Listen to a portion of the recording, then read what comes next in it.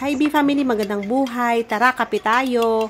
Sino ho dyan mahilig magkape? Talaga namang hindi natin maiwasan hindi magkape sa buong araw kahit na minsan ay ninenervyos na tayo. Gagaling nga namin ni Uno kanina ng school ay talaga namang ginutom na naman tayo. Food is life nga talaga naman. Oh no. Pumasok nga pala si Uno kanina sa school ay hindi pa nga talaga ako nag-breakfast kaya naman talaga medyo gutom na rin tayo. So ito pala mga mi yung in-order kong pinagong. Pinagong na tinapay talaga ang tawag dyan mga mi. Bali mga mi, galing palang Quezon Province itong pinagong. So doon lang talaga ito mabibili. Kaya naman kapag nagagawi doon yung biyahe ng isang co-parents namin ay nagpapasadya talaga kaming pabili nitong pinagong na tinapay.